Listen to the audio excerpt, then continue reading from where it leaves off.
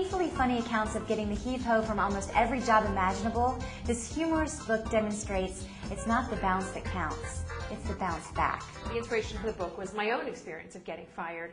I mean, this was not the plan. When I was hired by Woody Allen to do a play, this was going to be the beginning of my career with Woody Allen, becoming his muse. Very clearly, I could see this was not going to be the case. I thought he was a genius. He thought I was retarded, and it just didn't work out. I got a call saying that they were going to go in a different direction, which of course is show business talk for you're fired. After I had this experience of being fired, after being depressed, wanting to throw myself into traffic, I started asking friends of mine if they had ever been fired.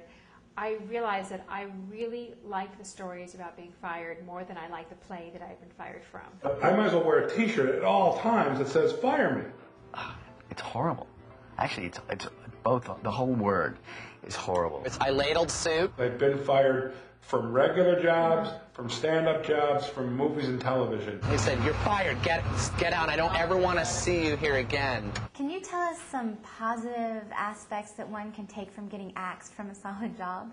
Well, yes. Now, first of all, I always like to remind people that I am not a therapist. I am an actress, so I've been in a lot of therapy, but I'm not an actual licensed therapist. But as a comedian and a humorist, I feel like what I'm offering to people is humor therapy and perspective. One of the common threads of being fired, whether you're fired by Woody Allen or you're let go from the GM Corporation, is you tend to feel alone. You feel isolated.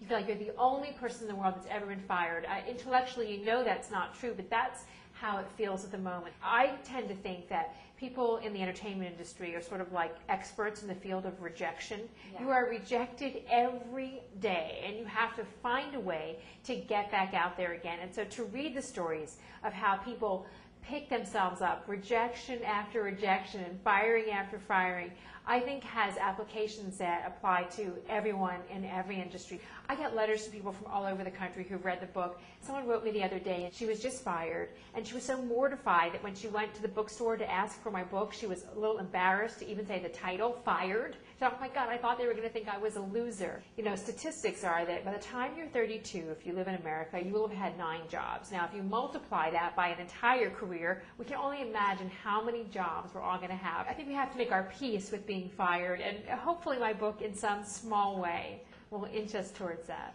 Annabelle Gurwitch captures the intrepid journey of the downtrodden worker in this collection of humorous and humiliating stories of being dismissed. The stories will delight, but they'll also encourage you to pick yourself up by your bootstraps, knowing that not only are you not alone, you're in good company.